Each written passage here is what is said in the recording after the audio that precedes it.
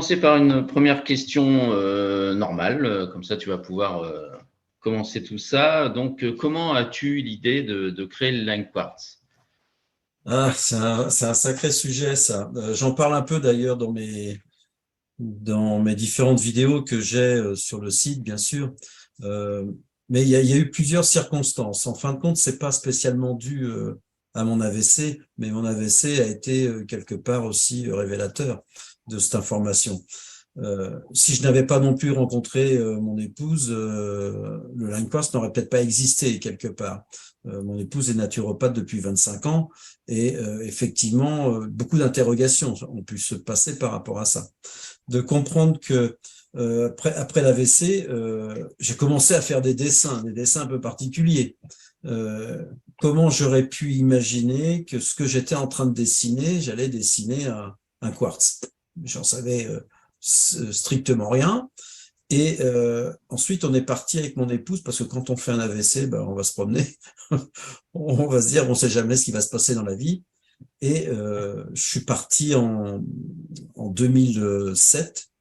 Après mon AVC en 2004, 2007, je suis parti au Mexique. J'ai fait tout le Yucatan. J'ai rencontré des médecins mayas, donc plein de gens qui m'interpellaient quelque part. D'autres petites circonstances ont fait que les gens me touchaient, je ne savais même pas pourquoi. Enfin, je l'ai su après, arrivé à Campeche. Ça, c'est une petite anecdote. Ce qui est marrant, tout le monde m'appelait Pancho Villa. Donc, bon, ça, c'est une petite anecdote qui est assez drôle. Bon. Et je découvre dans une échoppe, je découvre des quartz. Je découvre les quartz facettés comme j'avais pu le faire avec mes dessins. Et là, quand j'ai découvert ça, tout de suite, c'est un peu, tu sais, la petite lampe sur la tête comme le professeur Tournesol. J'ai dit, OK, je sais ce que c'est. C'est du quartz, c'est le quartz, je sais à quoi ça sert. Pour être un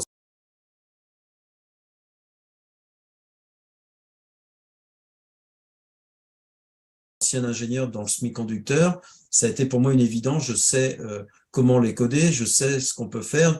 On peut faire des microprocesseurs et donc on va pouvoir l'utiliser. Et ça a été très rapide quelque part quand j'ai découvert ça, parce que je me suis dit, je vais pouvoir maintenant chercher à communiquer avec l'organisme humain. Parce que je savais de par mon épouse qu'on possédait de la silice organique. Donc deux choses qui se connaissent. Le silicium organique, qui est un capteur d'énergie, et le quartz, qui est du silicium minéral pur. Hein, en termes atomiques, on appelle ça du SiO2, c'est-à-dire qu'on a un atome de silicium, deux atomes d'oxygène. Bref, ces deux choses vont pouvoir se parler et communiquer entre eux. Donc ça, c'était déjà la première information. Après, je suis parti, fait d'autres voyages, j'ai fait le Brésil, le Sri Lanka, enfin bon, différents pays qui m'attiraient, l'Inde. Mais je découvre aussi au Brésil, je découvre aussi un appareil qui m'interpellait et qui utilisait des quartz. Ok, je teste avec mon épouse ce matériel, sauf que ben, j'ai pas ressenti grand-chose, d'abord d'une, mais toujours étant intrigué, j'ai, de par mon métier et un peu fouineur, j'ai acheté différents composants, notamment un modulateur séquenceur qu'utilisait cet appareil pour aller chercher du son et de pouvoir moduler le son et puis faire des séquençages avec des quartz. OK. Donc j'ai créé 2010 ce premier appareil avec des montages particuliers. Ça, c'est un peu le collector. Sauf que ça ne fonctionnait pas. Et je me suis dit, ben, dans ce cas-là, qu'est-ce qui se passe? Pourquoi l'organisme ne réagit pas avec uniquement que ces quartz et la lumière qui va osciller?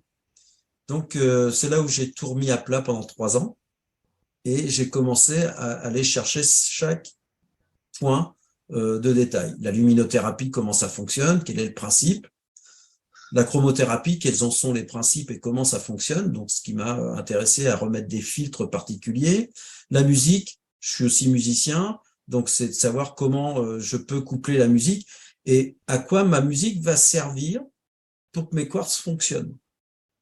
Et c'est là où j'ai compris que ça a fait intervenir la physique proprement dit, pure et dure. Il y en a qui en parlent très très bien maintenant de ce que j'ai fait avec le Line Quartz, c'est Marc-Henri, que j'ai rencontré il y a 3 semaines maintenant dans les Vosges, et qui a vraiment modélisé toutes les équations de Maxwell, de Planck, de Einstein, et Et toutes ces équations font que le line quartz existe. Ça l'a un peu surpris. Donc, ça veut dire que j'ai réussi quelque part à trouver un principe qui pouvait faire vibrer les quartz. Parce que le quartz, c'est dans la Terre. Le quartz, c'est 65% de la croûte terrestre. Et le quartz, c'est bien, il a une particularité dans la Terre. C'est quand il se met à vibrer, il vibre à cause de quoi? La Terre, c'est un noyau dur, hein, du fer et du nickel qui tombent très très vite. Ça met en fusion les basaltes, le magma, ça tape dans la croûte terrestre, et puis ça envoie la magnétosphère. Donc voilà, un piézoélectrique. Donc si moi j'ai le quartz en dehors de la croûte terrestre, qu'on appelle la lithosphère, eh bien je vais me demander comment je fais vibrer du quartz. Et donc là, il me fallait quoi? Il me fallait un moyen vibratoire, et il me fallait des harmoniques pour vibrer. Donc qu'est-ce que je vais aller chercher comme harmonique? Je me suis intéressé encore un peu plus à la Terre, comment elle fonctionne. La Terre, elle reçoit des protons solaires qui viennent frapper la Terre, mais à une vitesse. Alors, on la connaît, c'est 300 000 km/s. Cette vitesse va faire que les rayons solaires passent de chaque côté de la Terre, mais en faisant ça, cette magnétosphère qui s'en va dans l'espace se stabilise autour de la Terre, va se stabiliser dans ce qu'on appelle la ionosphère, c'est la couche la plus éloignée de la croûte terrestre. Cette stabilisation de cette onde électromagnétique a été mesurée dans les années 50 par Otto Schumann, le fameux champ Schumann, qui fait 7,83 Hz. Alors, comme par hasard, c'est la fréquence de notre cerveau. Donc, comme nous sommes en position debout, notre tête, comme Tesla, l'antenne Tesla, est reliée le plus près de la ionosphère. Et donc, nous avons un cerveau qui fonctionne à 7,83 Hz. Donc, très intéressant, c'est que dans ce cas-là, je vais chercher à faire vibrer mon quartz pour qu'il vibre à l'état naturel à 7,83 Hz. Et la solution que j'avais, c'est de se dire, puisque je sais qu'il y a de la lumière qui vient taper l'artère, ça fait quand même un bruit, cette lumière. Et il y en a un qui a pu aussi découvrir que l'harmonique musicale de frottement de la Terre, qui fait ses 24 heures en rotation permanente autour du Soleil, a une harmonique qui a été mesurée qui fait 432 Hz. Puisque ça, c'est existant, comment je vais faire vibrer ma musique? Oui, mais tout ce qui est existant au niveau média, CD, la radio, la télé, tout ça, c'est pas à 432 Hz. Ça a été normé depuis les années 53 à 440 Hz. Oui, mais le 440 Hz, nous, ça fait pas grand-chose. Donc, j'ai travaillé avec un ingénieur du son tout au début de la création de l'entreprise pour que l'on crée un logiciel spécifique qui nous permette de changer, en fin de compte, le format du 440 ou 441 Hz en 432 Hz. Le résultat a fait que, je prends cet exemple, si je te dis que ça, c'est 440 Hz, 432, c'est ça. C'est-à-dire que ce que l'on entend habituellement dans les médias, les CD ou autres supports, nous n'entendons réellement que 100 notes. 100 notes audibles. Ces notes audibles, c'est quoi? C'est les croches, les blanches, les triples croches. Ça va faire une variation musicale, mais quelque part, on va pas nous dire que c'est quelque chose de parfait, quoi. On est content, on écoute un morceau, ok, mais ça fait pas vibrer, quoi. En gros, c'est ça. Si on rectifie cette musique sur 432 Hz, c'est plus le même support. Et dans ces cas-là, je n'entends plus que 100 notes, j'en entends 5000. Mais mes 5000 notes, c'est quoi? Les bécarres, les bémols, les dièses, les pauses, les soupirs, les silences. Ça, habituellement, on ne les entend pas. Mais il faut bien comprendre que dans l'espace où nous sommes, ce qui est entouré, là où il n'y a pas de matière, c'est des photons. Ces photons réagissent en fonction des harmoniques que l'on envoie. Et donc, on va créer dans un espace, entre guillemets, virtuel, du 432 Hz, que le line quartz va laisser sortir dans cet espace photonique, mais les quartz, ils comprennent. Je me retrouve dans la même composition que les protons solaires sur la Terre, qui fait que les quartz comprennent l'effet vibratoire et se stabilisent à 7,83 Hz. J'envoie dans mon espace 432 Hz, les quartz y comprennent aussi, et ils vont vibrer à 7,83 Hz. Mais pas n'importe comment. Ils vont vibrer selon ce qu'on appelle le champ Schumann, qui est une onde scalaire. Alors, l'onde scalaire, C'est quoi? Tout ce qui est musique, tout ce qui est lumière, tout ce qui est couleur, ce sont des ondes électromagnétiques, ce qu'on appelle transversales. Transversales, ça veut dire que ça vient te frapper, mais ça ne te traverse pas.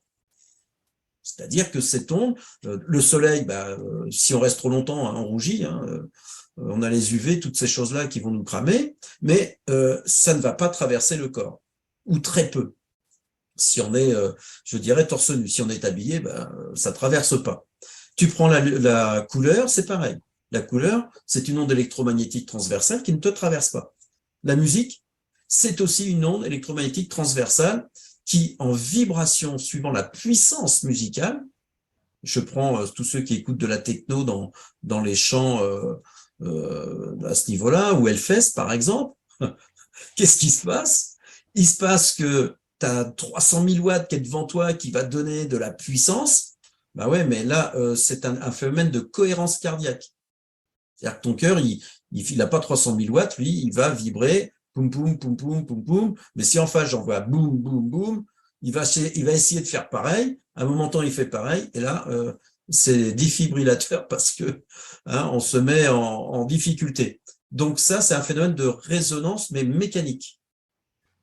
Avec le line quartz, j'ai plus du tout ce phénomène-là. Mes quartz transfèrent une onde, ce qu'on appelle longitudinale. Je vais le traduire avec mes doigts, c'est champ magnétique, sens du champ magnétique, orientation du champ magnétique.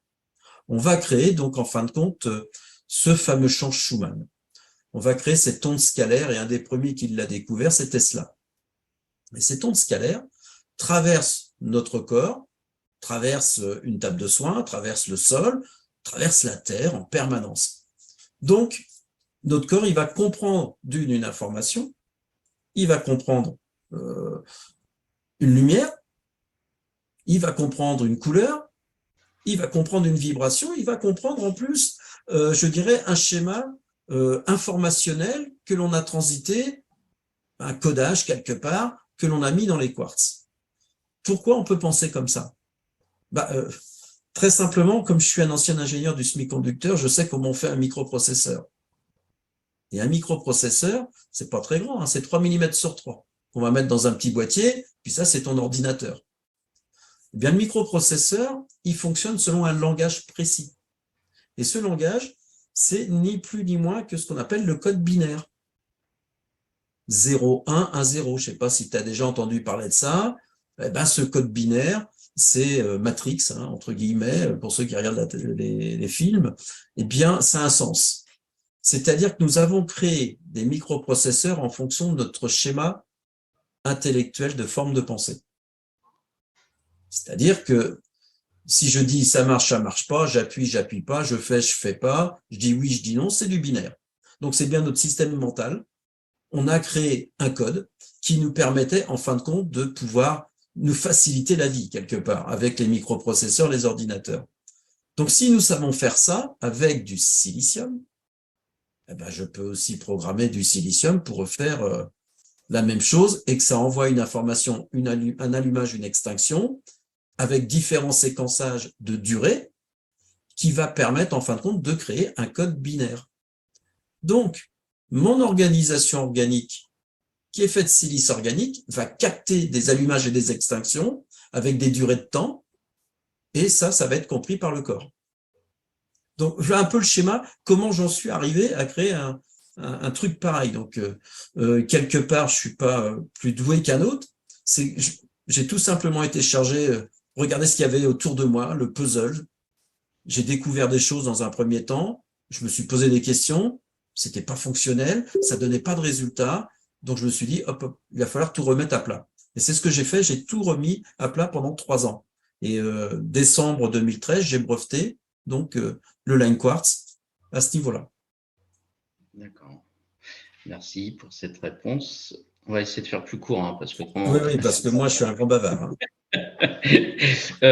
Donc, tu choisis des thérapeutes, mais tu les choisis selon quels critères, justement? Alors, si tu veux, un thérapeute, ce que j'aime bien, comme j'ai été recruteur aussi à une époque de mes commerciaux, j'aime bien entendre la voix. Je suis sensible à la voix des gens. en fonction de ce qu'il dégage au niveau de la voix. Je ne vais pas m'attarder spécialement à savoir si c'est un thérapeute existant ou pas. Ce qui m'intéresse, c'est cette potentialité qu'il y a déjà dans la voix. Donc ça, c'est le premier critère. Après, je vais mettre le visage par rapport à cela. Donc c'est vrai que de rencontrer les personnes, pour moi, est important. Une fois que j'ai défini ces deux choses-là, est-ce que la personne est faite pour être thérapeute? Eh bien, ce qui va bien souvent le définir, c'est son parcours de vie. Pour moi, le meilleur thérapeute, c'est celui qui a déjà eu des embûches, qui a déjà eu quand même pas mal de difficultés dans sa vie. Pourquoi il les a eues? Parce que c'est une leçon de vie, c'est un apprentissage. Cette leçon de vie fait qu'au moment où on comprend nos difficultés, on va devenir des êtres avec des outils. Ces outils, on va pouvoir les restituer aux autres. Donc, ceux qui sont thérapeutes parce qu'ils ont appris, j'en ai aussi, des kinés, des ostéos, des acupuncteurs, des sophrologues, des réflexologues, des naturopathes, bien sûr. Et j'ai des personnes qui n'ont pas ce cursus-là. Mais par contre, ils ont un autre effet vibratoire. Ce sont des personnes qui ressentent beaucoup les autres. Toi, par exemple, tu magnétises, mais tu as aussi une autre résonance te concernant. Donc, effectivement, ce que tu sais restituer à tes patients est quelque chose d'intéressant parce que, comme je dis souvent, ce qui se met devant toi, ce sont des choses que tu connais. Et cette information, elle est intéressante parce qu'au départ, pour moi, le thérapeute reçoit des gens qui lui parlent. C'est l'effet synchronicité. Et s'ils te parlent, ils vont te dire des choses que tu connais. Si tu as les solutions, tu peux restituer. Donc l'outil Line Quartz en plus est le décodeur et la confirmation par les marqueurs de ce qui se passe et ce que toi tu vas pouvoir leur apporter comme solution parce que ce sont des solutions que tu as déjà échafaudées et connues. Donc un thérapeute qui lui, entre guillemets, lambda, qu'est-ce qui se passe? Il se passe que ce thérapeute, lui, il a des certitudes. Il a des certitudes d'apprentissage. Il est dans un schéma de kiné, d'ostéo, de naturo. Voilà, on lui a formaté un schéma. Maintenant, s'il ne sort pas de ce schéma, il ne sera pas plus performant qu'un autre. Il va être obligé, quelque part, de comprendre, mais pourquoi moi, on va toujours le même type de patient? Il va peut-être falloir se poser la question, est-ce que soi-même, on n'a pas quelque chose à découvrir? Donc, tu vois, mes choix que je peux avoir de thérapeutes sont assez éclectiques parce que je vais m'intéresser à ce que chacun a de profond au fond de lui-même. Je vais pas, j'ai des personnes qui veulent être thérapeutes, qui me font des demandes et qui sont, pour certains, qui ont déjà un cursus, et je les prends pas. Je vais pas prendre ces gens-là, pour certains, parce que ils ont la notion du pouvoir. Ils ont la notion de se dire, moi je sais, j'ai un savoir, donc votre appareil, j'en sais trop rien, mais apparemment de ce que j'entends, c'est fonctionnel. Donc je vais le prendre en plus, ça va me faire, entre guillemets, mon business, quoi. Moi, il m'intéresse pas. Je suis très clair avec ça. Je suis pas en train de faire du business. Si je voulais vraiment en faire, j'aurais les moyens parce que j'ai des connaissances, je mettrais ça dans les médias, je ferais ce qu'il faudrait pour que le Line Quartz, on m'en commande des wagons tous les jours, quoi. Et c'est pas ce que je suis en train de faire. Moi, ce que je suis en train de faire, c'est de qualifier des gens avec une responsabilité, une compréhension, une analyse qui vont transmettre à d'autres personnes une vraie source de prévention, de compréhension de qui ils sont. Et si ça, ils savent faire ça, c'est eux qui ont gagné. Parce que c'est ces gens-là qui vont, entre guillemets, apporter la bonne parole de la prévention humaine. C'est complètement ça, ouais. Et en plus, ça nous travaille tellement que je pense qu'on change. Enfin, personnellement, 2 ans après, je suis pas le même gars. Oui, ça, je confirme. Il y a des choses qui ont bougé. Donc, mais tu es d'une beaucoup plus serein, beaucoup plus sûr de toi. Et ce que tu envoies en termes d'information, c'est pas à toi qu'on va dire c'est faux, ça marche pas. Tu sais de quoi tu parles. Donc après, le langage que nous devons avoir en tant que thérapeute, c'est, attendez, c'est pas que j'ai la science, c'est que nous connaissons le résultat. Donc maintenant, si vous voulez avancer dans votre vie, on ne tergiverse pas, faites les choses, appliquez-les, et le résultat va être là. Si maintenant vous ne voulez pas faire en tant que patient, c'est pas mon problème, c'est le vôtre. Donc, c'est là où il y a une grosse différence avec un médecin, ce qui n'est pas péjoratif de ce que je vais dire, mais un médecin t'oriente sur prenez tel traitement, faites ceci, faites cela, faites pas ci, faites pas ça, bref, résultat, si la personne, parce que c'est le sachant, écoute, il y a plusieurs solutions. Ça marche ou ça marche pas. Il peut y avoir des désordres aussi organiques. Qu'est-ce qu'on fait? Est-ce qu'on a des solutions? Peut-être pas sûr. Donc là, je vais pas mettre le corps médical en dehors. Au contraire, voilà, on a la possibilité de vous accompagner en travaillant déjà l'effet prévention. Je commence à me rendre compte que j'ai des médecins, pas plus tard qu'hier, ce médecin est venu avec son épouse et son fils qui a des problèmes de comportement. Ils n'arrivent pas à trouver les solutions. Ils ont entendu parler du Line Quartz, ils veulent me voir moi, pour que dans un premier temps, ils comprennent bien quelle va être l'utilité de l'outil. C'est tellement intéressant, c'est que je m'aperçois que j'ai des médecins que je n'ai jamais vus, que je ne connais pas, qui envoient leurs patients à des thérapeutes Line Quartz.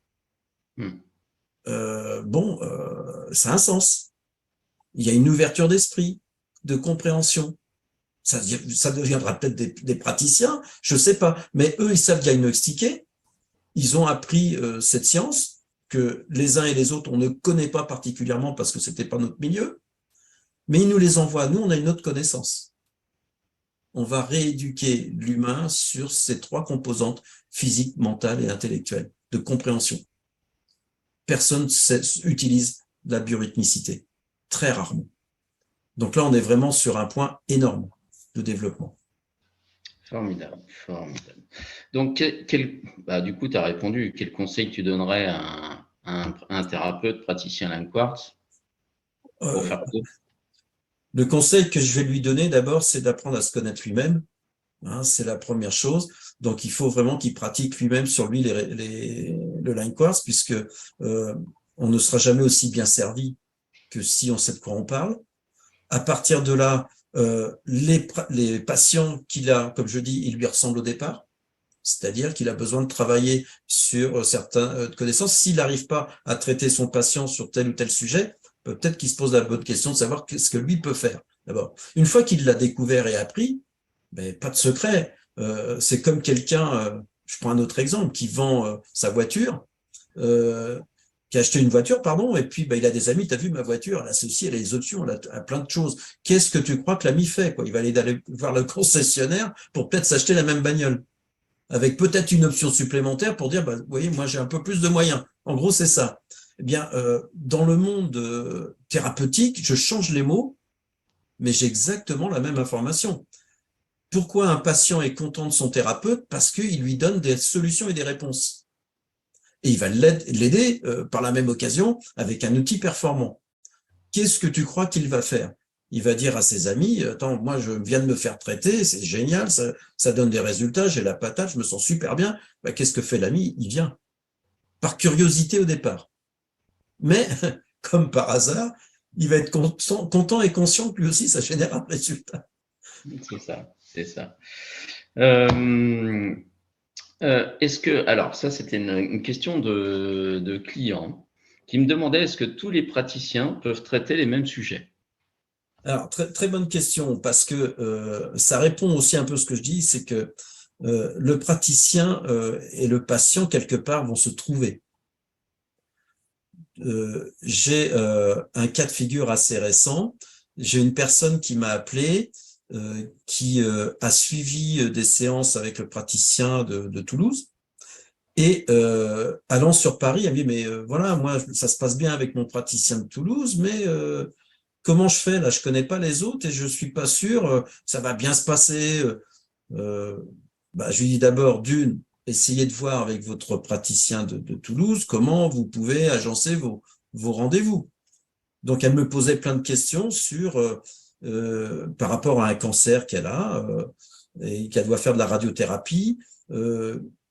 quelles sont les séances qui peuvent être proposées. Donc déjà, elle avait une connaissance de ce que Simon lui donnait comme information. Et alors, ce qui est marrant, et comme quoi je peux vérifier si le travail est bien fait, c'est que cette personne, je lui dis, écoutez, avant et après séance, il va y avoir une séance de 3/4 d'heure à faire pour travailler sur la cicatrisation, sur votre système immunitaire, pour renforcer, en fin de compte, ce que la radiothérapie ou la chimio, malheureusement, va faire un phénomène inverse. D'un côté, brûler les bonnes et les mauvaises cellules en radio, puis d'un autre côté, va aussi vous mettre en anaplasie, c'est-à-dire en baisse de globules blancs. Donc, ce que je lui donnais comme information, la rassurait. Je lui dis, ce que vous pouvez faire, vous allez voir un des thérapeutes de Paris, et dans ces cas-là, que cette personne m'appelle, et je vais donner les mêmes consignes, il n'y aura pas de souci. Et je lui dis, mais vous savez, Simon qui est à Toulouse, il officie aussi à Paris. Ah bon, elle ne savait pas. Je dis, si vous aviez regardé le listing sur le site LineQuartz, vous auriez vu qu'il était à 2 endroits à la fois. Donc, ça l'a aussi rassuré. Voilà. Donc, le choix du praticien est bien souvent ce que le praticien dégage comme information. Au départ, comme je l'ai dit, c'est l'effet miroir. On vient voir quelqu'un parce que ça parle. Quelqu'un qui vient te voir ou qui regarde tes visios, on va dire, moi, je vais aller voir Laurent parce que ce qu'il me dit me parle. Donc, ça va commencer, bien sûr, par un entretien, tes anamnèses, ce que tu sais faire. On va essayer de comprendre d'où ça vient, quelles sont vos problématiques, vos difficultés.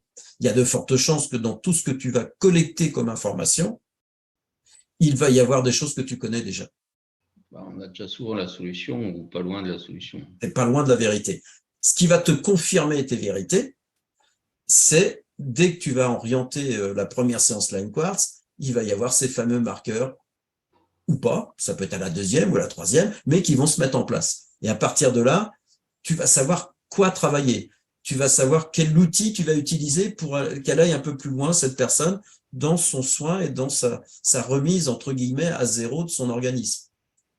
Donc, vraiment, le patient, au départ, il va un peu à tâtons parce qu'il ne sait pas, et il va prendre peut-être le thérapeute qui correspond localement, là où il se situe, mais très rapidement, il va comprendre qu'il a en face de lui quelqu'un qui est formé et quelqu'un qui a un savoir.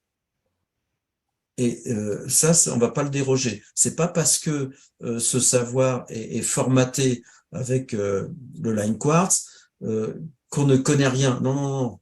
C'est que nécessairement, on est toujours en contact. La preuve, c'est ce qu'on est en train de faire. On est toujours en contact les uns avec les autres. Donc, il ne faut même pas hésiter un instant. Même moi, je n'ai pas eu l'occasion encore de faire toutes les pathologies. J'en ai fait pas mal, mais je ne les ai pas encore toutes expérimentées. On t'appelle à chaque fois pour ça, d'ailleurs. Oui, mais ce qui est intéressant, c'est qu'on a des retours. On s'aperçoit bien que ça fonctionne. Ouais, et puis maintenant, on a des outils où on peut communiquer plus facilement et échanger les infos entre nous. On a des outils qui vont nous permettre, en fin de compte, d'obtenir des résultats dans le temps, puisque je suis en train de finaliser la première étude médicale sur la douleur chronique avec des médecins référents. Donc tout ça, quand ça va se mettre en place, ça va être vraiment un plus pour les thérapeutes. Et comme je dis, qu'ils soient paramédical ou non paramédical, pour moi, ils auront toutes la même connexion. Donc, chacun va utiliser ces outils en fonction de ses patients. Donc, pour poursuivre, il y a quand même quelque chose qui est spécifique au LineQuartz et ça ne se produit pas avec chaque patient parce que les patients, certains ont du mal à se mettre à participer avec ce qu'on leur dit à chaque fois, c'est eux qui travaillent. Nous, on amène juste les clés. En fait, c'est ça, hein, c'est que la personne doit se laisser aller dans la machine, enfin, de s'étendre, de se laisser aller, puis voilà, et puis on n'attend rien, surtout rien, parce que quand on attend, c'est là qu'on bloque. Et puis après, de voir. Mais là, en ce moment, enfin, il m'est arrivé cette semaine des expériences, par exemple, très, très spéciales. On se demande si on est dans le corps, pas dans le corps. Donc, justement, la question à suivre, c'est le LineQuartz, c'est du paranormal ou c'est du scientifique? Parce que moi, je ramène tout au scientifique pour avoir les pieds sur terre. Bon, alors là, quelque part, tu donnes les réponses, mais il faut savoir que c'est les deux à la fois. Simple et bonne raison.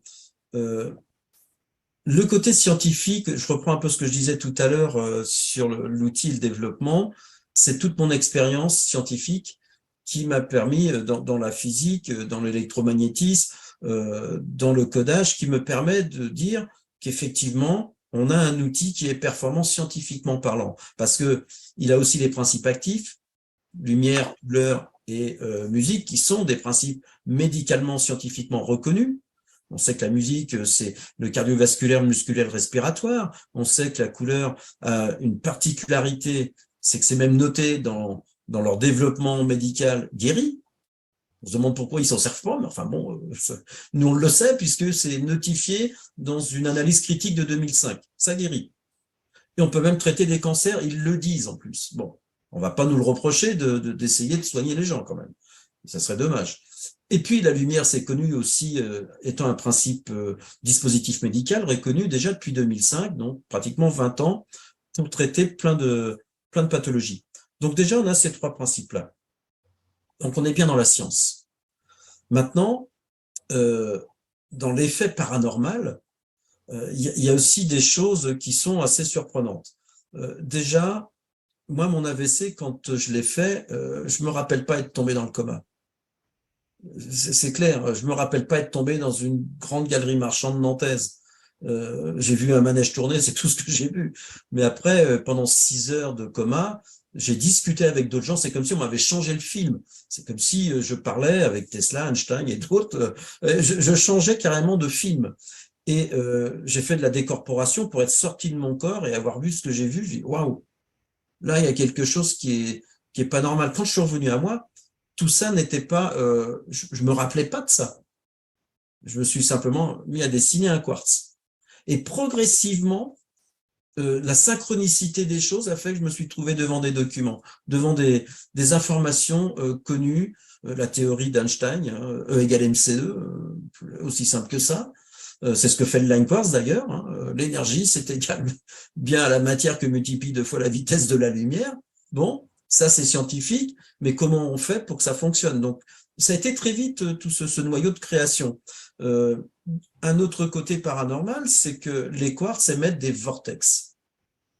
Les vortex, c'est ce qu'on appelle des couloirs espace-temps. C'est-à-dire que là, dans mon bureau, mon line quartz est derrière, dans la pièce de derrière. Moi, là où je suis assis, si j'ai une personne en soins, je prends de l'information, ça traverse les murs, ça traverse tout. C'est l'onde scalaire. L'onde scalaire a cette particularité de faire qu'on accumule de l'énergie. Donc, on sait très bien qu'on peut l'accumuler dans ce sens-là, mais on sait aussi que les ondes électromagnétiques, on les accumule, mais on les dissipe pas. Donc, il y a des phénomènes qui peuvent se produire. Et dans les vortex, eh bien, combien de fois j'ai entendu des gens me dire, mais moi, j'ai vu un grand bleu, ou j'ai vu des personnes un peu bizarres qui se présentent. Bon, est-ce que ça fait peur? Est-ce que c'est nocif? Comme par hasard, les gens, non, ils acceptent qu'effectivement, on peut recevoir des informations. Qu'est-ce qui pourrait nous dire qu'il n'existe pas d'autres races, d'autres civilisations en dehors de ce que nous connaissons, nous, êtres humains? Donc oui, il y a du paranormal précis qui est existant. Ça m'arrive encore même maintenant d'avoir des entités qui se présentent à moi et que je pourrais représenter. D'ailleurs, dans mes PowerPoint, subjectivement, je mets certaines représentations photos qui montrent à quoi ils peuvent correspondre et ça me parle comme ça. On ne se parle pas. Hein, c'est que télépathiquement, d'où d'ailleurs un des outils que je transmets pour travailler, et le résultat fait que ça me fait avancer, moi, dans le développement du line quartz. Pourquoi ça m'arrive? Comment te dire? Je crois peut-être en avoir déjà parlé, mais pas réellement par l'intermédiaire d'une visio, verbalement. Moi, à l'âge de 13 ans, ça m'est arrivé assez particulièrement. Ça fait bizarre quand tu es petit et tu es dans la même chambre que ton frère et tu vois une entité comme un hologramme qui se présente devant toi. Et qu'est-ce que tu fais? T'as peur, hein, tu te mets sous la couverture, tu tiens ta couverture. On ne sait jamais ce qui peut se passer, comme si la couverture, ça allait faire quelque chose. Mais enfin, bref, on met la couverture. Et puis, les yeux écarquillés dans le noir, sur le ventre et on m'a appuyé 7 fois sur le dos. Et une fois que ça a été fait, pour moi, c'est comme si c'était hier, j'ai une main, comme si c'était une main, enfin, ce que j'ai senti être une main, qui s'appliquait sur mon dos. Ce qui est étonnant, c'est que 7 fois correspond aux 7 chakras, et mon appareil, je l'ai créé 40 ans après. De 13 ans, j'ai finalisé à 53 ans. Mais pendant toute cette période-là, je suis passé par différentes étapes professionnelles. Je n'ai pas été choisir mes métiers. On m'a fait passer d'un travail d'électricien, d'électromécanicien, à un travail d'ingénieur chez Matra. Je suis spécialisé en microscopie. J'ai développé de la microscopie, la marque SETI, pour la citer, qui est la 5e marque mondiale maintenant, qui est une marque anglaise, anciennement belge. J'ai travaillé pour l'armement aussi. Enfin, j'ai fait plein de choses. Mais à chaque fois, c'est comme si on m'apportait à un endroit pour faire telle chose et ainsi de suite. Comment crois-tu que 40 ans après, donc, il y en a qui ont fait les 40 jours du désert, hein, c'est autre chose, mais comment on peut penser que 40 ans après, j'en suis arrivé à créer ça? C'est tout mon parcours de vie qui a créé cet outil. Après, on croit ou on croit pas ce qui m'est arrivé. Moi, je sais ce que j'ai vécu. La différence, elle est là. Donc, le paranormal, il y a des gens à qui ça fait peur. Moi, ça m'a jamais fait peur, et encore moins depuis mon AVC. Ce qui est troublant, c'est que, par exemple, cette semaine, j'ai une personne qui m'a dit, j'ai été entouré de personnes qui étaient décédées dans son existence, donc elle reconnaissait les visages, et elle n'avait pas peur. Alors Oui. souvent, on pourrait se dire, tiens, on a peur, et au contraire, on a plutôt cette sensation de bien-être à ce moment-là. Ben oui, parce que comme ce sont des vortex et des couloirs espace-temps, faut bien comprendre que quand nous quittons, je dirais, notre enveloppe charnelle, ça ne veut pas dire que nous n'existons plus. Ça veut simplement dire que nous sommes de la lumière, nous sommes des êtres luminescents, nous redevenons ce qu'on appelle des orbes luminescentes, qui fait que c'est nous-mêmes, par notre mental en tant qu'humains, que nous visualisons une forme. C'est nous qui la définissons. Alors que, quelque part, de l'autre côté, on n'a pas besoin de ça, ce n'est que de la lumière. C'est le docteur Champia d'ailleurs qui l'a prouvé scientifiquement, nous sommes des êtres biochimie luminescents. C'est-à-dire que par les aquaporines de nos peaux sort de la lumière. Et ça a été démontré en Russie. Comme quoi, ils sont très en avance. Parce que ils ont montré, en faisant rentrer dans des espaces noirs, des personnes à qui on avait injecté un liquide phospholipidique, ce qu'on utilise pour les IRM et les scanners. Donc ça dilate aussi les pupilles. Et dans cette chambre noire auquel on les a fait rentrer, on leur a demandé qu'est-ce qu'ils voyaient. Et ce qu'ils voyaient, c'était des points lumineux qui faisaient comme un planétarium. Il y en avait un peu partout. Et ils ont rallumé la lumière progressivement pour découvrir quoi? Que ce qu'ils découvraient, c'était 2 corps nus allongés de personnes vivantes qui émettaient leur propre lumière. Donc oui, cette lumière, on va l'appeler des auras, atmique, bouddhique, causale, astrale, éthérique, physique. On va l'appeler champ électromagnétique. On va l'appeler luminescence. On va l'appeler esprit, âme. Enfin, on peut prendre tous les termes qu'on voudra. Mais à la limite, c'est notre propre énergie, comme la Terre qui possède sa magnétosphère. Nous possédons notre propre magnétosphère. Et qui se code comment? En fonction de ce que nous transmettons comme information, positive ou négative. On pourrait penser que c'est du paranormal. Eh ben non, c'est de la physique. Mais c'est aussi, pour certaines compréhensions humaines, du paranormal. Donc finalement, dans quelques années, ça sera que de la physique. Dans quelques années, on va comprendre que la physique, le médical, les connaissances scientifiques, tout ça font que l'humain, on n'exploite réellement qu'à peine 5% de ce que nous sommes. À peine 5%. Ouais, donc il y a du boulot encore. Il y a du boulot. Donc quand on commence déjà mentalement à travailler la télépathie consciente, on sait que ça marche.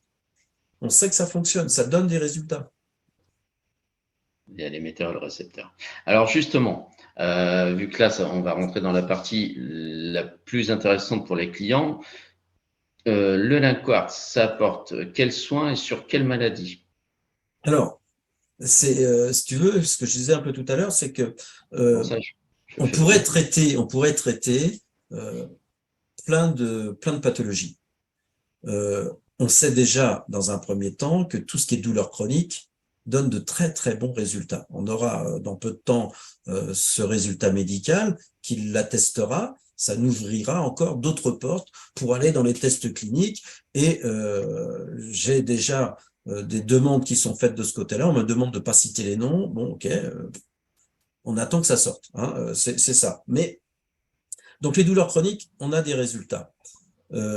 J'ai traité la présidente Pays de la Loire de fibromyalgie, qui n'a plus aucun traitement. Pourtant, à Confluent, ils connaissent donc le Lyme Quartz. Les algologues qui ont traité cette présidente ne veulent pas en entendre parler. Bon, bah, c'est leur choix. Voilà. On a la Maison de la Douleur à Nantes. Qui connaît le Lyme Quartz? Qui veut pas en entendre parler? C'est leur choix. Ils sont peut-être pas prêts mentalement pour accepter qu'il y a d'autres solutions. Soit, on mettra le temps qu'il faudra, mais il arrivera bien un moment où ils seront devant un fait accompli. C'est tout. Il y en a d'autres, par contre, qui comprennent très bien qu'on est rentré dans une autre ère de développement. On n'est plus dans la médecine allopathique, on est dans une médecine intégrative, on est maintenant dans une médecine vibratoire, informationnelle, c'est comme ça que je l'ai défini. On est dans le quantique. Hein, le quantique, c'est la quanta-énergie, et tout ce qui touche à l'onde électromagnétique, c'est de la médecine quantique. Qu'on le veuille ou pas, que ça passe par les IRM, les encéphalogrammes, les électrocardiogrammes, la biorésonance, le Lyme Quartz, on est en plein dedans. Donc, tout est en train d'être modifié. Donc, ça veut dire que la médecine n'est pas prête de s'arrêter, mais au sens large. La médecine holistique, la médecine globale. Donc, tout ça va se reformater. Donc, oui, effectivement, on va traiter les... Alors, je ne vais pas parler de traitement des cancers, et pourtant, j'ai des cas, et tant mieux pour eux, qui sont en rémission, des cas assez importants. J'en ai traité il y a quelques années, là aussi, où la chimio, malheureusement, ne faisait qu'empirer le problème. Alors que quand on a pris des choix pour pouvoir les traiter en complément de chimio, ben on s'est aperçu que les personnes pouvaient arrêter progressivement la chimio et remonter plus facilement. J'ai eu des lymphomes anaplasiques à haut risque 4, qui ont été traités. Et dans une de mes vidéos, d'ailleurs, le papa de la petite fille le dit, il dit, mais déjà après avoir fait un protocole de 4 séances, le lymphome avait disparu. Et ils ont quand même continué la chimio. Bon, c'est leur protocole, c'est leur protocole. On ne peut pas se permettre de dire ça marche pas ou on ne veut pas entendre parler du reste. J'ai d'autres cas de figure assez fous. Je venais de former une thérapeute dans le centre de la France. Son petit cousin, je crois, a un accident de voiture dans le coma à Créteil. Et donc, je lui dis, bah, écoute, tu peux toujours essayer d'aller avec le Lyme Quartz, on ne sait jamais ce qui peut se passer. Elle a demandé à l'hôpital de Créteil, on lui a dit, s'il n'y a pas d'invasivité, vous pouvez venir avec votre appareil pour aider votre cousin ou neveu, je ne sais plus comment il était référencé dans la famille. Bref, ce jeune homme étant sur le ventre, dans le coma, eh bien, alors, ce qu'elle m'a raconté, c'est qu'ils ont mis l'appareil au-dessus et puis ils ont fait la première séance. Sur ce, une fois que c'est fait, elle a ramassé. Alors, ce qu'elle a trouvé de drôle, c'est qu'il y avait du monde qui était derrière la vitre pour regarder ce qui se passe. Et puis, elle ramasse son appareil, elle s'en va. On l'a rappelé, il me semble, c'est 2 ou 3 jours après, pour s'apercevoir qu'il était sorti du coma et qu'il s'était retourné. Donc, est-ce que c'est du paranormal? Je ne sais pas. En une séance? En une séance. Ouais. En une séance. Donc maintenant, ça va pas être une séance pour tout le monde identique. C'est que ce qui a été envoyé comme information a permis de créer ce retour-là. Donc c'est ça aussi qui est important. J'ai un monsieur qui a une tumeur au cerveau. Quand on vous dit dans un hôpital qu'il est pratiquement condamné parce que la chimio ne fonctionne pas, orale ou intraveineuse, et que c'est pratiquement, il est rendu en fin de vie, et que c'est une infirmière qui dit allez donc voir Monsieur Delgado, on ne sait jamais. Ces gens-là viennent me voir. Ce monsieur, je l'ai porté pour le mettre sur la table à 63 ans. Je ne pouvais rien lui promettre. J'en ai pas la capacité de faire ça. Je lui dis bah écoutez, on essaie et on voit. Ses yeux ne s'ouvraient pas. Il ne pouvait plus marcher. Ça fait 1 an que je le suis, à raison d'une séance d'1 heure toutes les 3 semaines, après avoir fait tous les protocoles que je donne aux thérapeutes maintenant pour fonctionner, que tu as aussi. Ce monsieur est en rémission 1 an après, alors qu'il n'a aucun traitement. Je dis bien aucun traitement. Parce que ce qui est important pour les clients, c'est combien de séances souvent? Ah oui, combien de séances? Quand on est dans un état critique comme ce monsieur, si je compte, je pourrais très rapidement, parce que j'ai ça sous les yeux au niveau de mes dossiers, de mes fiches, ce monsieur est rendu à 30 séances en 1 an. D'accord? À raison d'une séance d'1 heure toutes les 3 semaines. Donc, il a eu le premier protocole de 4 séances qui a été fait en raccourci parce que quand on est dans un état comme il l'était, il fallait peut-être interagir très vite. Ensuite, j'ai travaillé sur des séances un peu plus élargies dans un domaine que j'ai créé, donc que tu as aussi neurologique. On travaillait sur ces états de concentration, d'attention et d'ancrage, puisque quand on a une perte de motricité, on n'est pas réellement ancré. Il y a tout ce phénomène-là. Et après, je me suis, entre guillemets, amusé à coupler d'autres séances, de celles qui étaient existantes, en lui faisant tous les 15 jours. Et on a vu que les yeux commençaient à s'ouvrir, il commençait à reprendre un peu de motricité. Il est parti en hôpital de jour pour réapprendre avec des kinés sa motricité.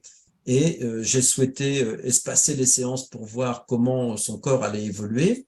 On a espacé donc de 3 semaines. Ça fonctionnait bien. J'ai commencé à espacer d'1 mois. Et là, il y avait des chutes potentielles qui se remettaient en place. Donc, j'ai stoppé.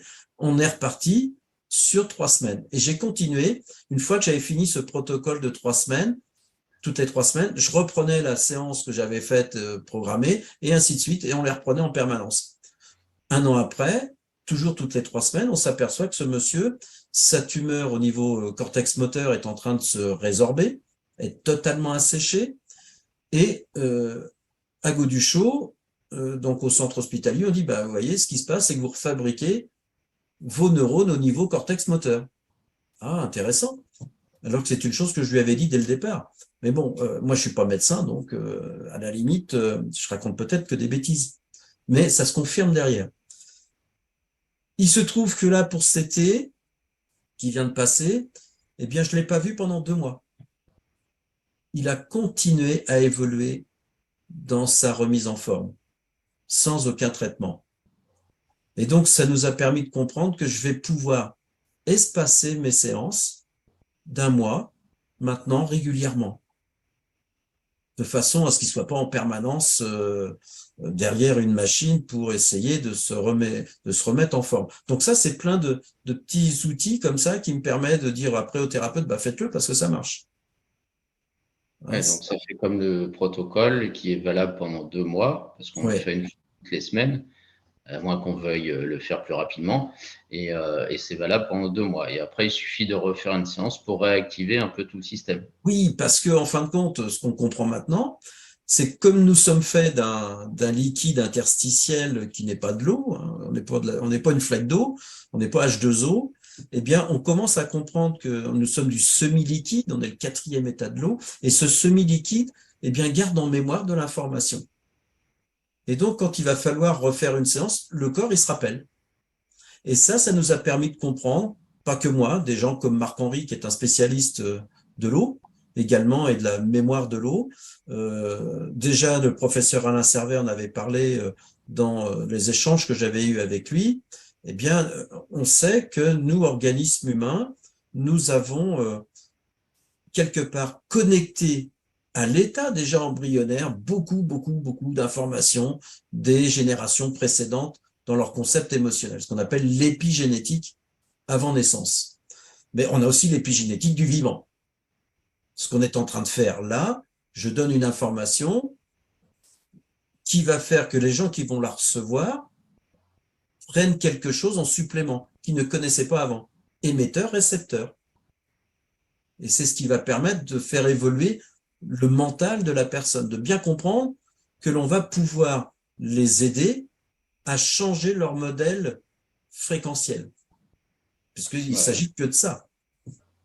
Ouais, j'ai même eu en séance des personnes qui se rendaient compte de leur épigénétique, qui reproduisaient donc les mêmes problématiques de leur grand-mère ou arrière-grand-mère. Et même des fois, Transgénérationnel. c'était même beaucoup plus loin. Et après, juste avec la compréhension du problème, et ben ça, il y avait plus. C'était éradiqué. Oui, Donc, parce que, je répète bien, on est des êtres binaires. En partie, pas que, heureusement, mais enfin, on est des êtres binaires. C'est-à-dire 0, 1, 1, 0, je prends pas, j'accepte pas. Donc, dans le travail que j'ai transmis aux thérapeutes, que tu as aussi dans cette télépathie consciente, c'est vraiment de parler de la part du don reçu. Qu'est-ce que j'ai reçu? Qu'est-ce que j'en garde? Et qu'est-ce que je veux pas garder? Est-ce que j'ai envie de garder les émotions? Je vois par exemple de mon père qui a fait l'Algérie, des grands-parents qui ont connu les deux guerres. Est-ce que j'ai besoin de garder toutes leurs difficultés? Non, c'était à leur époque. Par contre, si je le fais pas, c'est inscrit dans mon patrimoine épigénétique qui crée les fameux marqueurs, les fameuses cristallisations, qui fait qu'on comprend pas pourquoi on a des états anxiogènes si on parle que de ça. Si on regardait ce qu'a vécu les grands-parents, oui, il y avait de quoi d'avoir des états anxiogènes avec les états de guerre. Donc, tant qu'on ne l'enlève pas, ça continue. Et le jour où je prends acte et conscience de dire, ça, ça m'est pas arrivé à mon époque, donc j'ai pas besoin de le garder. Si je le garde pas, je change ma luminescence qui est autour de moi, mon champ électromagnétique qui est autour de moi, il va plus se coder de la même façon. Donc ça fait comme des aimants. J'ai un plus, j'ai un moins, j'ai attraction. Si j'inverse la polarité, ça rentre plus. Donc, ce qui vient de l'extérieur n'a plus du tout le même impact sur nous. Donc ça, on sait maintenant que ça existe. Donc, ça va nous permettre, en fin de compte, de changer notre état conscient de l'information pour se dire, à partir de maintenant, je ne prends plus le paquet cadeau qui est lourd et qui tire sur les épaules. Non, parce que ça, c'est des marqueurs, c'est les cervicales, tout ça, on le sait. Eh bien, je ne prends plus cette information. Et comme par hasard, j'ai plus mal dans les cervicales, j'ai plus de lourdeur et j'arrive à avancer plus facilement. Et qu'est-ce qui se met devant moi? Eh bien, des situations différentes. Et j'ouvre mon paradigme, j'ouvre la possibilité de changer ma vie. En fin de compte, je crée ce à quoi je pense. Donc, en fait, tout le travail qu'on fait de nous, de thérapeutes qui avons évolué, pour nous qui avons été plus dans le spirituel, en fait, on l'a quand même raccourci avec ces séances-là, finalement. Et en fin de compte, si tu veux, On tu a perdu du temps à le faire. as tout qui s'imbrique. C'est pas que le spirituel. Tous ceux qui vont parler que d'ésotérisme.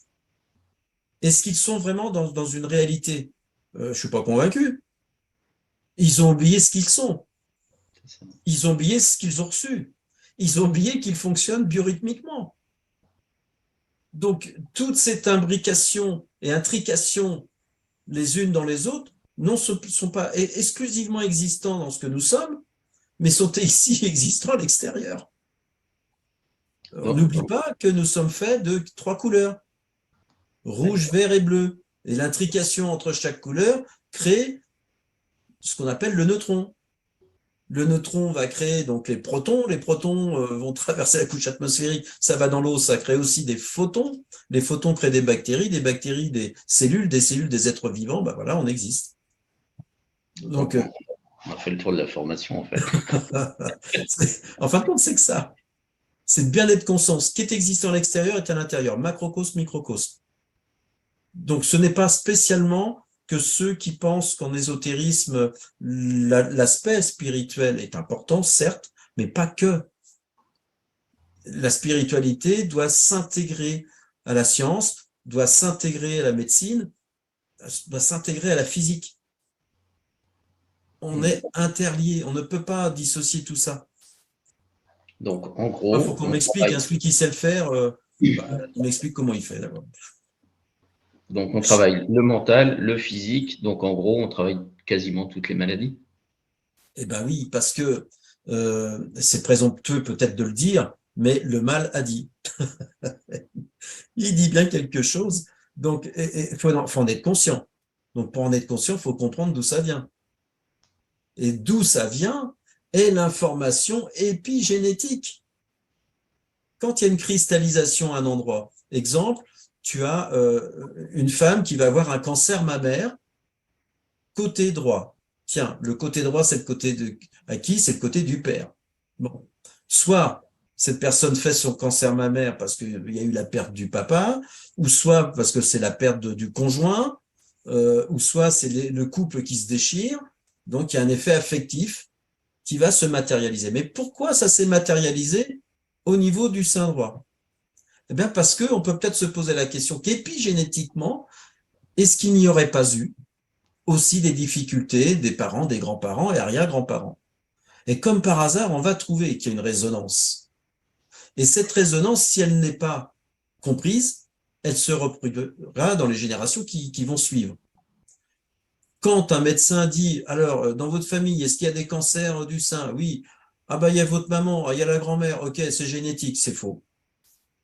C'est faux. C'est pas une question de gène. C'est en dehors du gène. La cristallisation, elle se fait pas dans l'ADN, elle se fait dans l'ARN, dans la base d'eau organique. Le message, hein, ARN messager. D'accord? Bon, voilà. Tout ça est quelque part une grosse pantomime parce que on s'aperçoit bien que si on comprend l'information précédente familiale et si on sait l'interpréter, on est capable par notre cœur de dire ok, ça va quoi. Je vous laisse avec cette difficulté, j'en prends acte et conscience, je peux vous pardonner de ne pas avoir su me l'expliquer. Ben, le fait de le sentir, ben, déjà, c'est moins lourd à porter, et puis on n'a pas besoin de vivre avec ça. Est-ce que on a envie, nous, d'avoir un problème organique alors que, je vais prendre l'exemple, mon papa, il est parti d'un cancer œsophagien. Bon, ben, il fumait, il buvait. Ok, mais il a fait l'Algérie aussi. D'accord? Donc, pour plein de raisons, je pense qu'il n'a pas fait attention à lui. Maintenant, si on remonte un peu la vie, sa lignée, on va s'apercevoir qu'il n'était pas le seul. Mais ça, c'est pas génétique. Tous les états d'angoisse, tous les états de difficulté qui ont été gérés. Non, non, c'est pas le gène, c'est dans l'épigène. Et donc, moi, est-ce que j'ai envie d'avoir un cancer œsophagien? Mon père est parti à 68 ans. Moi, je vais me dire, tiens, ça y est, dans 6 ans, Yannick, on n'en parle plus, quoi. Ben non. D'une, je fume pas. J'ai fumé, mais je fume plus. Ça fait plus de 20 ans. Je ne bois pas outre mesure. Je suis comme tout le monde, je suis un épicurien, j'aime bien un bon verre de vin, mais c'est pas pour autant que je vais me mettre minable. Tu vois, donc deux composantes qui fait qu'un bon verre de vin, d'ailleurs, ça fait du bien à la santé, mais ça ne te détruit pas. Bah, c'est sûr que si tu en bois 3 bouteilles tous les jours, ça fait des dégâts. Donc, l'information, comment elle est véhiculée, va changer ma donne organique. Donc, j'ai la même malformation ésophagienne que mon papa, mais je n'aurai pas de cancer œsophagien, puisque je sais l'interpréter. Et j'ai pas envie de récupérer son information. Là où il est, à lui de la traiter, à lui de la comprendre, à lui de l'analyser. Si potentiellement il doit revenir, ce qu'on appelle donc, en fin de compte, la réincarnation, eh ben, il fera ce chemin de vie pour se dire, OK, j'ai compris, maintenant je fais autre chose. J'analyse autrement. C'est ça. Voilà, donc ce qui fait que moi je me porte très bien, je vais très bien, j'ai pourtant fait un AVC, mais l'AVC, j'ai compris d'où ça venait. Moi j'ai fait un AVC sur cortex latéral, tout ce qui touchait les émotions. Eh oui, mais les émotions, si je remonte un peu dans la lignée des parents de chaque côté, eh ben, il y en a eu un sacré paquet des émotions. Hein. Et donc si ça m'est arrivé, des hyperactifs, oui, il y en avait aussi dans la famille. Alors l'hyperactivité, est aussi ce qu'on appelait avant, pour certains, les précoces ou les HPE, les HPI, ça, c'est de l'hérédité. C'est la différence. Donc, il y a un sacré mélange de tout ça, fait que j'ai compris d'où venait la difficulté.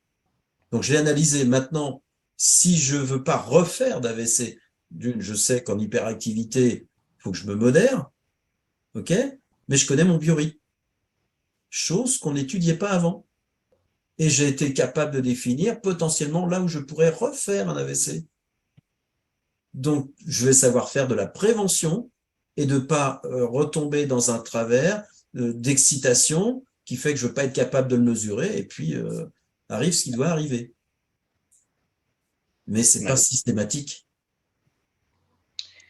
Donc, avant-dernière question, parce que je vois que l'heure file. Quel cas t'a marqué le plus particulièrement et en combien de temps tu as pu éradiquer ce problème-là, si ça a pu être éradiqué, parce qu'on n'est pas obligé de Alors, gagner. déjà, le cas qui a été le plus marquant, elle est en vidéo sur le Line Quartz, sur le site. Cette femme portugaise que j'ai rencontrée à l'aéroport de Lisbonne. Je discutais avec son mari et cette dame est venue discuter comme par hasard avec mon épouse. Et le monsieur me dit, bah écoutez, ma femme, c'est peut-être la dernière fois qu'elle vient à Nazaré parce qu'elle a un cancer grave et on ne sait pas si elle pourra revenir. Donc j'ai regardé de loin cette dame-là et quand je suis monté dans l'avion, elle était déjà en place. Il me restait qu'une carte de visite. Et j'ai donné ma carte de visite. Alors, bien sûr, ça fait bizarre quand c'est marqué Delgado et que tu es à l'aéroport Delgado. Un truc surtout que ça fait partie de la même famille, c'est étonnant, quoi. Et donc, cette personne a pleuré pendant tout le trajet et pour s'apercevoir qu'elle habitait pas très loin de chez moi. Et je lui dis, bah, écoutez, venez me voir. Et cette personne avec son cancer colorectal métastasé au foie, euh, double ablation du foie, 46 heures de chimio tous les 11 jours. C'est du lourd quand même, hein. C'est du très lourd. Et je l'ai traitée en 1 an et demi. Elle a eu bien sûr d'autres séances de chimio. À ce jour, elle est en rémission totale. Donc ça, pour moi, c'est quelque chose d'énorme. Et pour tout te dire, je suis pas un philanthrope. Quand je l'ai eu au départ en soins, je ne lui ai pas fait payer les soins. Pourquoi je l'ai fait? J'en sais rien. Je l'ai fait. Je l'ai fait et tout ce que je vois, c'est le remerciement de cette dame-là qui, quand elle revient du Portugal, c'est pour me ramener une belle bouteille de Porto, ou alors quand elle a fait son jardin à côté de chez moi, c'est pour m'amener des légumes l'été. Voilà quoi. Ça a plus de valeur pour moi. La médecine a dit quoi dessus? Bah, la médecine est un peu bluffée parce que d'une, ils ont fait tous les protocoles la concernant. Ils ont été surtout bluffés par sa cicatrice parce qu'elle a comme j'appellerais ça une boutonnière, hein, qui descend, qui ouvre complètement la cage thoracique parce que quand il faut faire l'ablation du foie, on n'est pas en célioscopie, hein, là on rentre dans le vif. Et ils ont été très surpris de voir qu'elle avait simplement qu'un petit filet à peine perceptible. Et ils se regardent des agrafes qu'ils ont mis, ils se sont dit, mais waouh, on n'a jamais vu une cicatrice aussi belle. Mais sauf qu'elle ne disait pas ce qu'elle faisait. Et elle faisait des séances toutes les semaines. Donc ça m'a démontré qu'avec le Line Quartz, la cicatrisation peut être performante et donner un bon retour. Les cellules comprennent en fin de compte qu'il va falloir se réimbriquer correctement pour que ça génère un retour efficace. Donc ça a été un cas pour moi, un des premiers cas énormes que j'ai traité. Euh, mon petit pépère là, de 63 ans avec sa tumeur au cerveau, ça aussi, c'est comment dire, de l'improbable au départ et qui là actuellement est en cours de rémission, donc c'est plus que du probable, donc c'est intéressant. Euh, Moi-même, les traitements que j'avais au niveau œsophagien, parce que quand tu as un papa qui part d'un cancer œsophagien, on te dit vous allez avoir un traitement benzoprazole, oméprazole, toutes ces choses-là, et j'en ai consommé 15 ans. 15 ans, ça provoque des artérites, durcissement des artères, ça provoque d'autres problèmes, qui a peut-être été aussi, je dirais, une des raisons de l'AVC, parce que ça génère tout ça. Et depuis 7 ans, je prends plus aucun traitement, je prends rien du tout. Et je me porte très bien. Là où en test à l'effort, j'étais monté à 27 de tension, j'ai refait des tests à l'effort, je n'ai pas dépassé les 20 pour la même puissance d'effort. Donc, bon, pour moi, c'est je dirais, des résultats qui me prouvent que il faut continuer la recherche, continuer le développement, continuer à mettre des thérapeutes en place parce que le but est que tout le monde puisse se traiter simplement. Et c'est pas une question d'argent. Je crois que on a fait des erreurs, mais on nous a un peu mis dans ce carcan du style il y a que l'allopathie qui existe, il y a que le médicament, c'est bien, on se fait rembourser à 100%. Oui, bah oui, c'est bien, mais on devient, je dirais quelque part, pas conscient que le fait qu'on ne paye pas, ça a quand même un coût, puisque c'est retiré sur nos bulletins de salaire, c'est retiré sur nos mutuelles. Donc tout ça, on le paye, mais pas à l'instant T. Donc c'est bien la répartition médicale qui fait que on bénéficie, par exemple, de la chimio, c'est pas zéro, c'est 200 000 euros, un minimum, un protocole chimio. OK. Qui paye? Toi, moi, tout le monde. Pour que des personnes puissent avoir ce protocole pour essayer de les traiter et de faire en sorte qu'ils s'en sortent. Donc moi, un protocole Line c'est pas 200 000 euros, c'est clair. Les séances sont normées à 50 euros, mais si on est conscient que ça va générer un bien-être organique et un mieux-être et que l'on est capable de réduire la potentialité d'une tumeur ou d'un cancer ou d'un trouble de douleur chronique, qu'est-ce qu'on choisit? Est-ce qu'on choisit de dépenser 4 séances à 50 euros ou est-ce qu'on continue à prendre des médicaments? J'ai rien contre, parce que les deux associés fonctionnent très bien, mais il y a aussi dans les médicaments, on n'a qu'à relire les posologies, il y a quand même pas mal de contre-indications. Dans le Line Quartz, il n'y a pas de contre-indication, je suis non-invasif. Et si on vient me dire que la lumière, la couleur et la musique, c'est nocif à l'organisme, on va éteindre les télés, on éteint les radios. Là, on arrête tout. Donc, il y a un phénomène qui se passe grâce à ces quartz précis qui fait que notre corps comprend l'information, il la traite, et en fin de compte, j'ai pas besoin, comme un opérateur qui fait de la radiologie, qui fait du scan ou de l'IRM, on va régler des puissances parce que on a des protocoles instaurés qui veut dire que si je fais pas comme ça, il va y avoir tel ou tel problème. En gros, je suis même pas persuadé qu'ils savent si ce qu'ils font va générer un problème ou pas. Moi, tout ce que je sais, c'est que le scanner, c'est du rayon gamma. Donc le gamma, c'est le nucléaire, ça irradie. Bref, je ferme la parenthèse. Faut pas en faire de trop, en gros. C'est ça. Maintenant, ce qui se passe avec le Line Quartz, c'est que c'est le corps qui prend ce qu'il a besoin.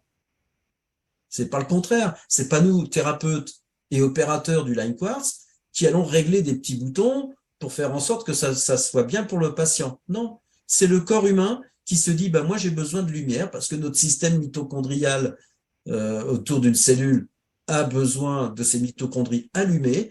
Quand elles sont pas allumées, ça fait des radicaux libres. Les radicaux libres, ça fait des cellules potentiellement cancéreuses. Donc moi, je vais réallumer le système mitochondrial pour qu'en fin de compte, l'organisme, il se porte à merveille. Et comme par hasard, ça marche. Donc c'est du bonheur. L'être humain, quoi. Voilà. L'être humain, il est intelligent, il comprend, il s'organise. Il est intelligent d'autant plus que l'épigénétique extérieure englobe le social, le sociétal, le familial, l'amical, c'est aussi les lignes de tension, c'est les paraboles, les téléphones portables. Tout ça, c'est l'environnement extérieur. Ben oui, mais nous sommes des êtres qui accumulons l'onde électromagnétique, mais on ne sait pas la dissiper. Eh bien, le phénomène Line Quartz, c'est de créer le phénomène homéostasique. On va basculer selon le champ fréquentiel de la Terre pour reprendre des valeurs qui nous permettent de vivre correctement.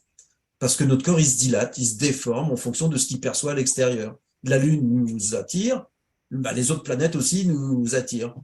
D'où la biorhythmicité organique. Donc tout est lié. On ne fait que, en fin de compte, repositionner notre corps là où il a besoin d'être. Et ça, c'est sûr que ça ne plaît pas beaucoup. Ouais. Mais bon, on est sur le futur là déjà. Oui. Mais futur Donc, très proche. Futur très proche. Oui, pour moi, il est très proche. Quand je vois que les Russes, ce qu'ils ont déjà inventé, juste ils envoient une information et un mot et hop, on arrive à guérir. À guérir. Donc, Ah oui. Non, parce que maintenant, quand on dit guérir, ça devient dangereux. Donc, déjà, voilà, mais pourtant, ils peuvent pas le contredire parce que c'est marqué noir sur blanc sur, entre autres, l'analyse critique de la chromothérapie. Dans l'abstract, il est cité 3 voire 4 fois que l'on guérit l'organisme humain. Ah bon, bah, tant mieux. Donc, il y a des choses à voir ou à revoir. Oui. Et donc, la dernière question, alors je ne sais pas si tu vas vouloir ou je ne sais pas, on va voir. Quelle nouveauté par rapport à la dernière étude Alors, que tu pourrais annoncer, je viens de qui pourrait faire sortir? finaliser déjà le résonateur qui se met sous le line quartz. Donc ça, c'est déjà une bonne chose. Résonateur qui est conçu d'une forme euh, connue dans le monde égyptien antique.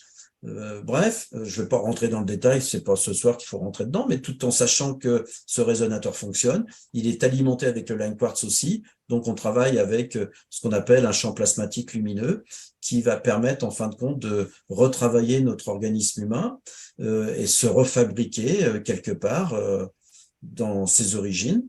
Et puis, parce qu'on utilise la géométrie sacrée, parce qu'on utilise plein de composantes qui fait que c'est fonctionnel.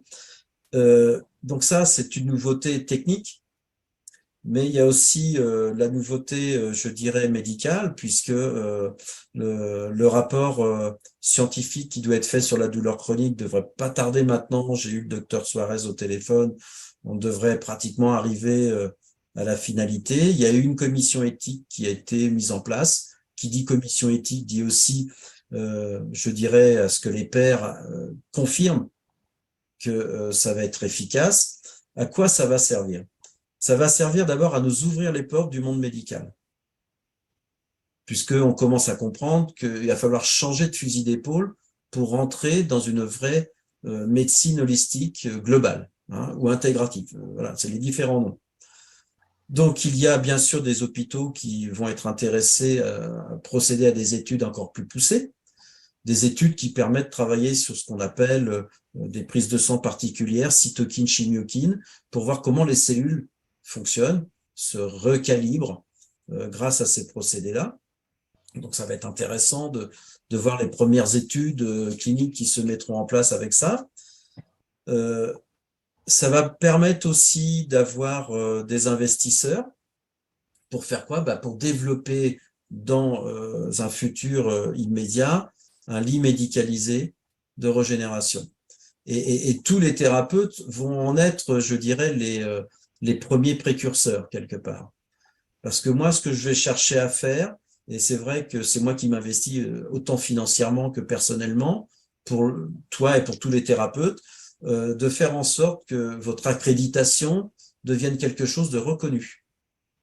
Reconnu, pourquoi? Parce que on est dans la prévention, chose qui n'a jamais été mise en place, serait-ce que sur politiquement parlant, au niveau de la santé publique, on n'a jamais parlé de prévention. Jamais.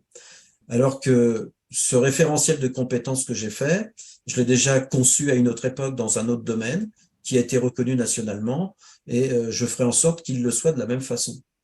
De façon à ce que tous les thérapeutes qui sont déjà formés au line quartz soient des gens reconnus comme un ostéopathe, un kiné et un autre praticien, mais là dans le milieu de la prévention. Et ça donnera vraiment de la légitimité pour que l'on puisse continuer à rechercher tout ce que l'on en est pour faire que l'humain se porte mieux. Donc, je suis pas tout seul dans l'affaire. Pour moi, les thérapeutes font partie intégrante du développement.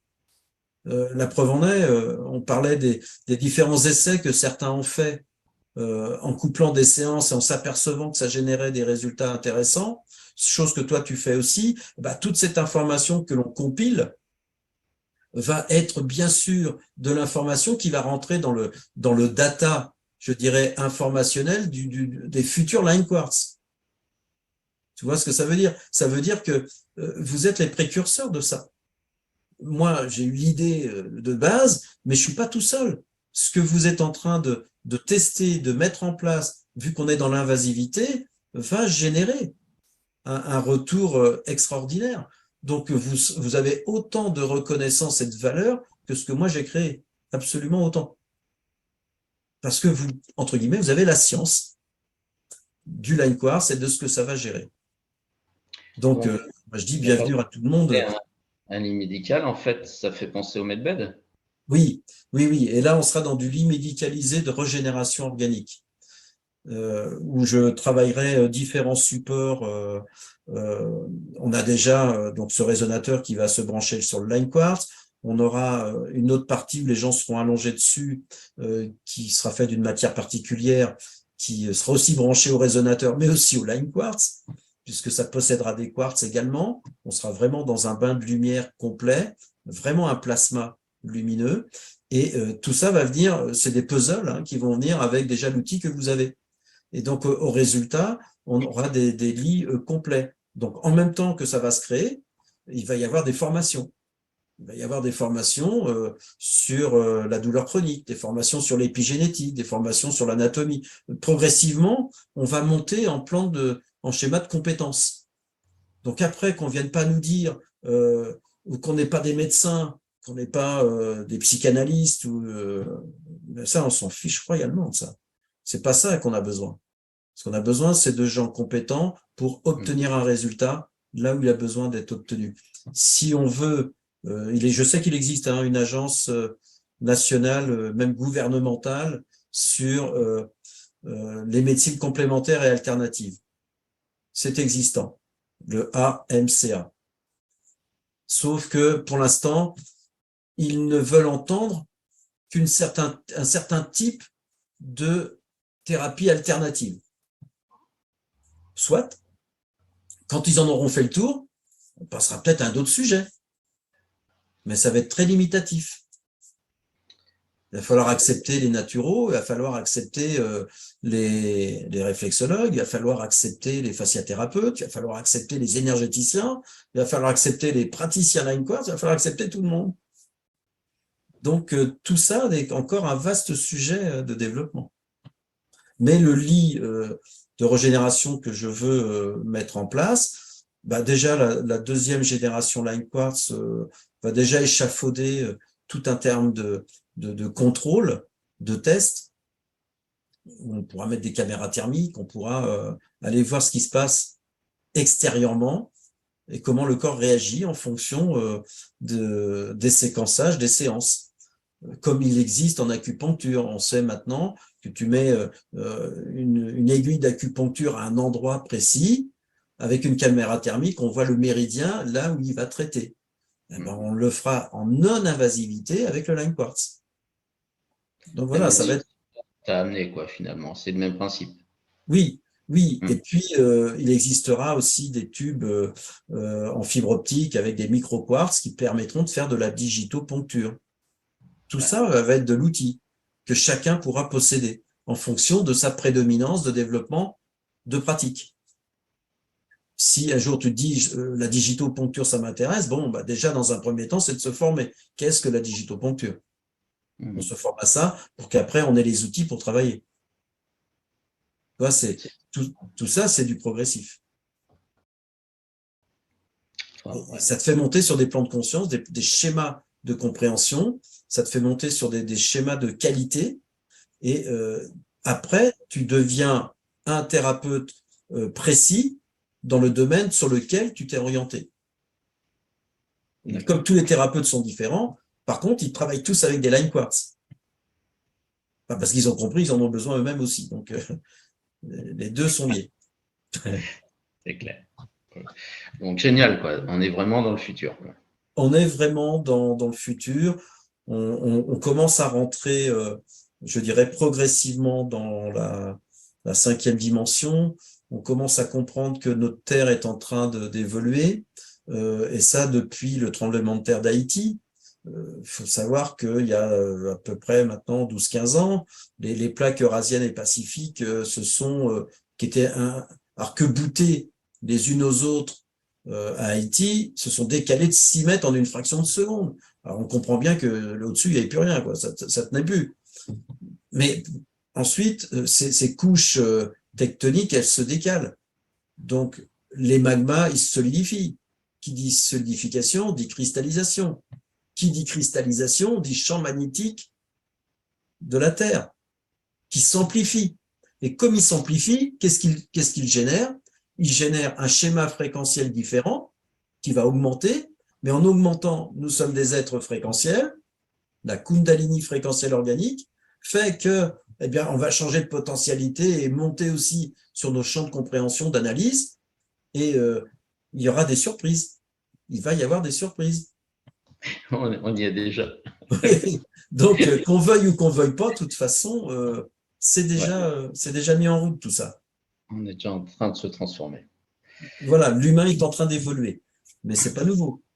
Il ne fait que Ouais. ça. Tant mieux, tant mieux. Donc, on ne fera pas de l'eugénisme. Hein. Pour certains, c'est ce qu'ils veulent faire, mais Ouais. on n'est pas orienté dans ce domaine-là, au contraire. On est orienté à évoluer pour être des êtres pleine conscience, intelligents, qui vont être capables de faire que l'humanité aura une intelligence artificielle à son service, pas une intelligence artificielle contre elle. Ouais, c'est plus ça qui m'intéresse. Ouais. C'est à notre service. D'ailleurs, avant qu'on arrive à faire un être humanoïde qui ait des plans de conscience humains, je pense qu'il y a du gros boulot. Ouais, Parce que ça va pas être simple. Il faut qu'il réfléchisse, qu'il pense et qu'il ait des émotions. Alors réfléchir, pourquoi pas si on lui met un certain codage. Qui pense, il peut penser que des conneries aussi, et il peut éviter de penser sainement, et puis avoir des émotions. Alors c'est pas sûr, hein, faire des mimiques ou des pleurs, on veut bien, mais c'est pas ça les émotions. Donc l'intelligence artificielle, c'est qu'est-ce que l'on veut en faire. Alors c'est pas en nous injectant des nanoparticules que ça va changer quelque chose. Au contraire, on fait du transhumain, c'est-à-dire qu'on modifie l'humain. Mais c'est pas de modifier l'humain, c'est d'utiliser une intelligence qui est au service de l'humain et pas d'en faire des robots qui ne correspondent à rien, quoi. Parce que c'est ça. c'est ça. Vaut mieux rester Je sais humain que je et vais pas plaire à tout le monde en disant ça, mais c'est pas grave. de toute façon, on s'attire du. Mais bon, tant mieux, on est sur le futur, on est vers quelque chose de positif. Il Merci y a un Yannick. film d'ailleurs qui va sortir, ou qui est peut-être sorti, c'est Avatar 2. Oui, ça va ressembler beaucoup. Il y a plein de choses dedans qui vont être intéressantes à bien conscientiser, parce qu'on va parler de l'eau là. Oui, bien là, j'ai mis sur. Ouais, enfin bon, après, mais l'eau, on en parle beaucoup entre nous et on le diffuse beaucoup avec l'information sur l'eau. Mais bon, Oui, surtout avec l'air qui est dans l'eau. on sait faire maintenant de la téléportation d'ADN avec de l'eau. Donc, c'est Luc Montagnier hein, qui a quand même mis ça en place. Prix Nobel de médecine. Avant lui, c'était Benveniste. Et je l'ai pas mis dans mon site encore, mais par contre, je l'ai fait paraître sur le Telegram Line Quartz pour les thérapeutes. La conférence de Marc-Henri, j'étais présent il y a 3 semaines à cette conférence où il explique fortement nos capacités mémorielles grâce à nos bases d'eau. Et en fin de compte, il a matérialisé physiquement ce que le line quartz est. Voilà, Ouais. D'ailleurs, il m'a envoyé, ça c'est un petit aparté, il m'a envoyé un mail pas plus tard que ce matin je lui avais envoyé un peu d'informations. Il me dit, je te félicite pour le développement du line quartz parce que je pense qu'on va se revoir. C'est vraiment un outil extraordinaire. Et c'est le troisième qui me dit ça. La première est un médecin avec qui on travaille les études cliniques. Il me dit, le line quartz, c'est un diamant brut. Lui-même me l'a sorti alors qu'ils ne se connaissent pas. Et j'ai une autre personne du monde politico-médical que j'ai rencontré aussi, et qui me l'a dit de la même façon. Donc, pour moi, c'est bizarre. C'est normal, quelque part. Donc, on peut être que très fier d'avoir un tel outil pour aider les gens à se soigner et à prendre conscience de ce qu'ils sont. Super, Ah oui. super. Merci Yannick pour toutes ces infos. C'était super intéressant, très très riche d'infos, comme d'habitude avec toi. Pas de souci. Et, je ne veux pas dire que je suis intarissable, mais bon, je me pose des questions, quoi. Donc, j'essaye de trouver les réponses. ouais. Et puis, j'espère continuer ça, mais avec peut-être tous les praticiens, comme ça permettra de faire. Oui, je pense pouvoir. On va attendre la rentrée, mais je pense que je ferai un congrès à Paris où je vais demander à tous les praticiens de venir. Ça serait bien qu'ils viennent tous, de France et de Navarre, hein, puisqu'ils sont aussi belges, portugais, américains, canadiens, Ouais. suisses. Donc, pour leur parler du résonateur, ce développement.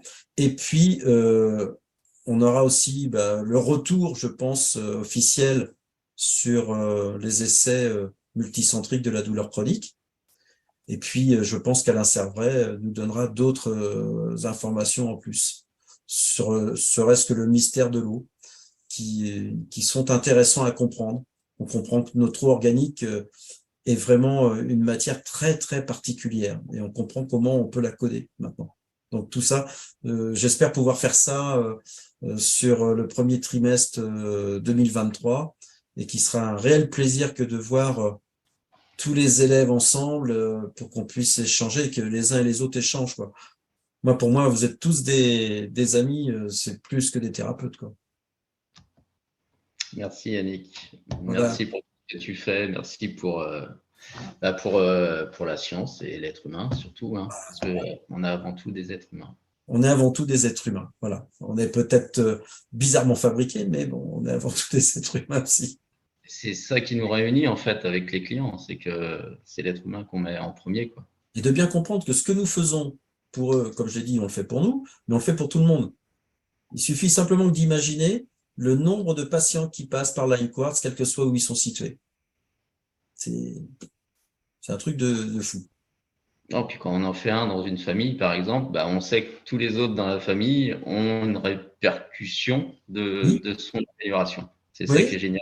Donc ça, c'est vraiment ce qu'on appelle la fractalité. Mais ce qui est intéressant, c'est que ça change aussi le modèle émotionnel d'un foyer, d'une famille. Et Ouais, donc après, derrière, tant c'est plus agréable que de les voir s'entendre que de s'engueuler, quoi. En gros, c'est ça. c'est souvent ça qu'on constate. Mais les gens s'en rendent pas compte. C'est après coup qu'ils se disent, tiens, 2, 3 mois après, il y a quelque chose qui a changé.